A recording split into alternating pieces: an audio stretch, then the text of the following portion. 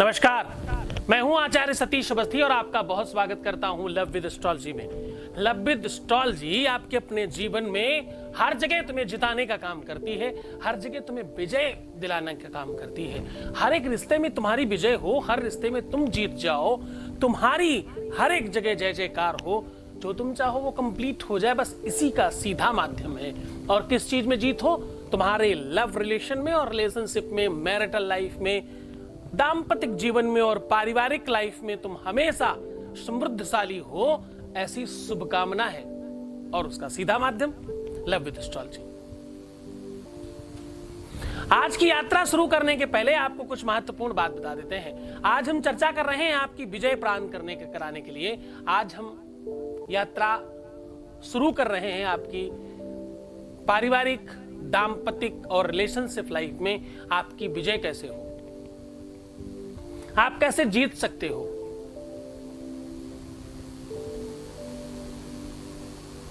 ये वो सामग्री है जिससे भगवान शिव को पार्वती ने पाया था। ये वो सामग्री है जिससे भगवान शिव ने हमेशा अभय वरदान देने की शक्ति प्रदान की थी। ये वो सामग्री है, ये वस्तु है जिससे भगवान शिव को पार्वती ने पाया था। ये वो वस्तु है जिससे विवाह मनवांक्षित होने की तरफ आप अग्रसर हो सकते हैं। ये वही सामग्री है जिससे आप जिसे चाहें उसे अपना बना सकते हैं। शिव महापुराण कहती है, शिव महापुराण में साफ साफ लिखा है कि अगर आप अपने जीवन में किसी को अपना बनाना चाहते हैं, किसी को वर के रूप में या किसी को विवाह के लिए मनाना चाहते हैं, तो आप ये उपाय करें। ये उपाय वैसे बहुत सामान्य है, लेकिन आप निश्चित तौर पर समझिए कि ये जीवन को बहुत स्पेशल बना देता है। तुम्हारे अपने रिलेशन में जब भी थोड़ी सी तकलीफ आए तो तुम शायद घंटे, मिनट, सेकंड्स गिनने लगते हो। हमारे पास भी लोग आते हैं और 2-4 दिनों में ही शिकायत करने लगते हैं कि 4 दिन हो गए अभी कुछ नहीं हुआ। हाँ, फलाने का तो आपने 2 घंटे में काम कर दिया था, हमारा इतनी देर क्यों?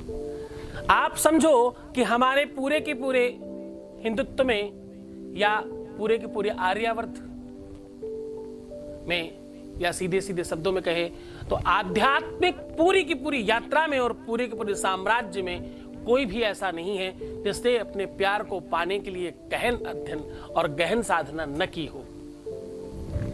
हमारे यहां रामकृष्ण परमहंस की मान्यताएं हैं, संप्रदाय हैं, आप किसी को भी उठा करके देख लीजिए। भगवान शिव को प्राप्त करने के लिए माता पार्वती ने बहुत तपस्या की। भगवान राम को प्राप्त करने के लिए माता सीता ने बहुत बहुत बहुत साधना की। माता रुक्मिणी ने भगवान कृष्ण को पाने के लिए बहुत अनन्य साधनाएं की। उसका प्रतिफल उन्हें मिला। तो जब भी आप किसी को पाना चाहते हो तो उसके लिए आपको यह सब करना पड़ता है। ये हमारे देवता सिखा के गए हैं, हमें वो बताते हैं हमें। रामायण में साफ साफ लिखा है कि मन जाहि राचो मिलहि सो वर सहज सुंदर सांवर। भगवान राम को पाने के लिए माता सीता ने बहुत साधना की। कात्यायनी महामाये महायोगिन्यधीश्वरी नंद गोप सुतम देवी पतिम्बे कुरुते नमः। ऐसा ऐसा ऐसा जब रुक्मिणी ने ये एक साधना की तब जाकर के भगवान मिले। अब समझने की कोशिश करना, ये भागवत कहती है। शिव महापुराण उठा करके देखो तो पार्वती ने अनन्य साधना की भगवान शिव को प्राप्त करने के लिए। नमः शंभवाय च मयो भवाय च नमः शंकराय च मस्कराय च नमः शिवतराय च शिवतराय च शिवतराय च। तो भगवान शिव को प्राप्त करने के लिए माता पार्वती ने भी बड़ी साधना की।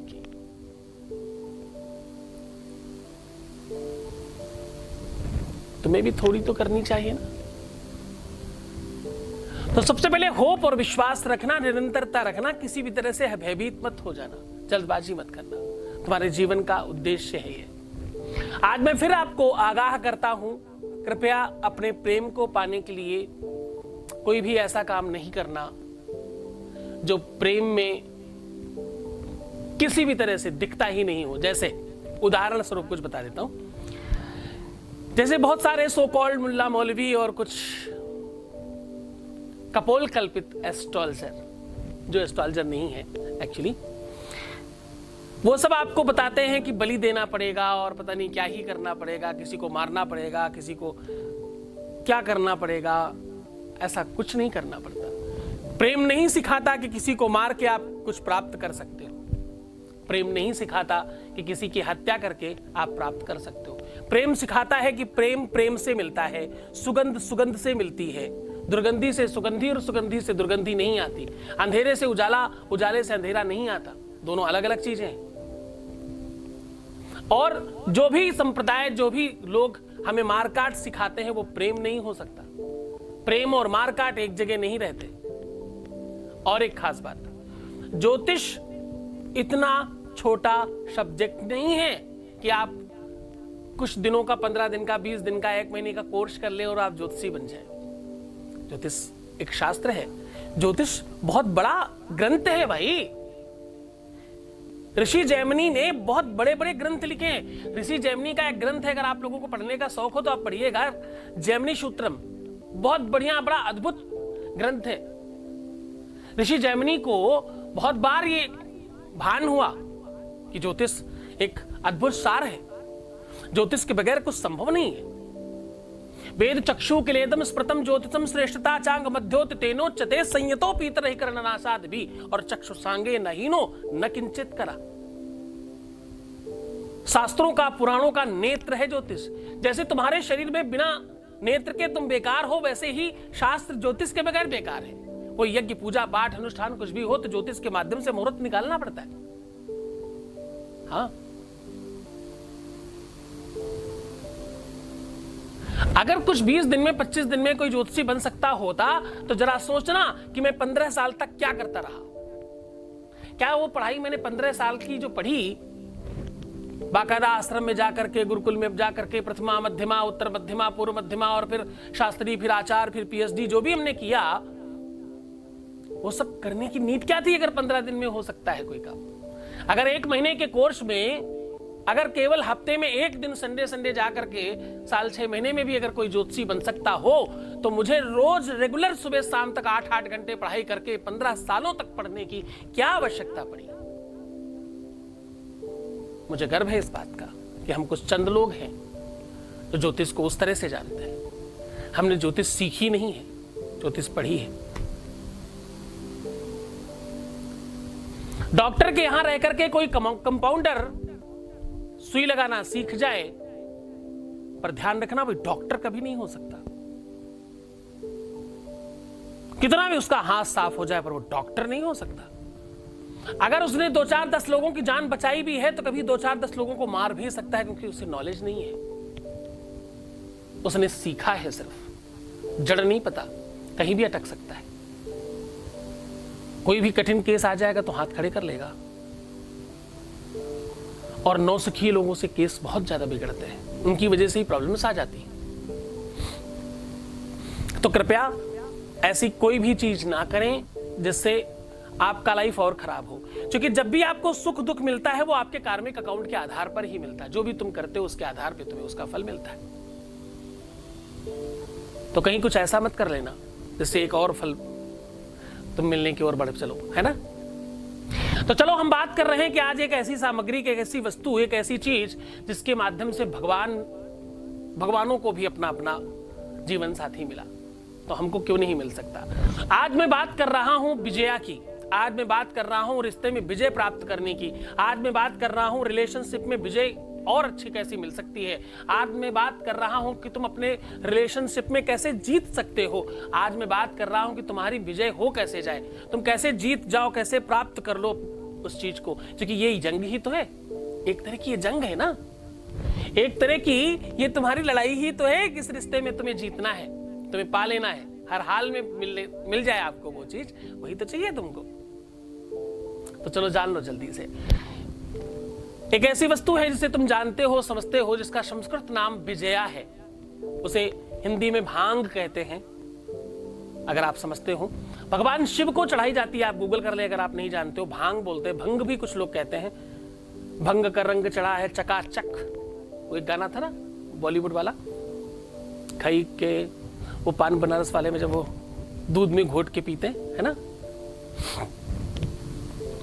तो भगवान शिव को भी चढ़ती है। शिवरात्रि में बहुत लोग उसको पान करते हैं। ये वैसे तो एक नशा है, लेकिन ये सात्विक नशा है, वैसे तो इसको भी नहीं करना चाहिए। आयुर्वेद में इससे थोड़ी औषधियां जरूर बनती हैं, लेकिन इसे सामान्यता नहीं खाना चाहिए। ऐसा बहुत अच्छी चीज नहीं है, लेकिन ये आयुर्वेद है।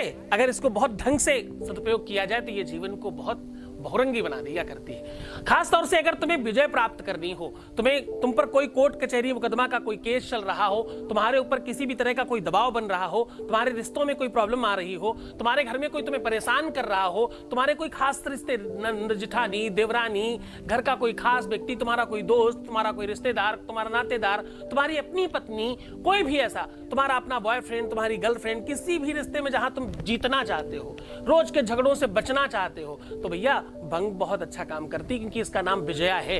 कहते हैं यथा नामम तथा गुणम, जैसा इसका नाम है वैसा ही इसका गुण है। अब करना क्या है कि आपको सिर्फ इतना सा काम करना है कि दूध में मिश्री और भंग मिलाकर भगवान शिव को चढ़ाना है। ये काम आप प्रदोष के दिन कर सकते हो, सोमवार के दिन कर सकते हो, या किसी भी सायंकालीन 4 बजे से 6 बजे के बीच किसी भी दिन किया जा सकता है।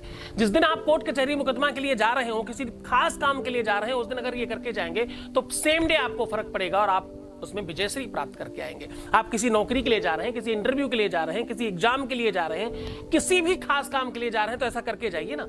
भगवान शिव को भंग चढ़ाइए मिश्री और दूध के साथ में। ऐसा करने से आपको विजय मिलती है। अगर आपका रिलेशनशिप नहीं चल रहा, आपका दाम्पत्य लाइफ, आपका मैरिटल लाइफ, आपका शादीशुदा जीवन अच्छा नहीं चल रहा है, तो भगवान शिव का प्रदोष व्रत करिए और भंग चढ़ाइए, भंग से अभिषेक करिए। फिर देखिए बहुत जल्दी आप भी उसमें जीत जाएंगे। आपका रिलेशन ठीक होने लगेगा, आपका रिलेशन मधुर बनने लगेगा, क्योंकि विजया विजयदात्री च चेतानंद प्रदायनी आशुतोष महादेवो सर्वत्र विजयं कुरु।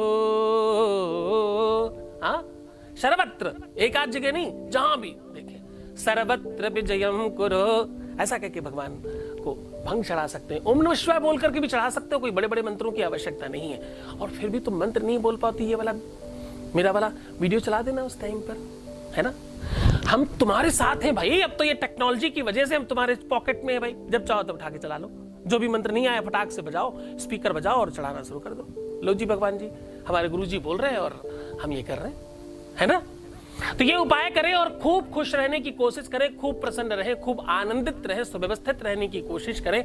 अगली बार हम फिर कुछ और नई जानकारियों के साथ आपके सामने प्रस्तुत होंगे, फिर कुछ बात करेंगे, फिर आपको जगाने की कोशिश करेंगे, फिर आगाज करेंगे एक नई व्यवस्था का, फिर सूत्रपात करेंगे एक नए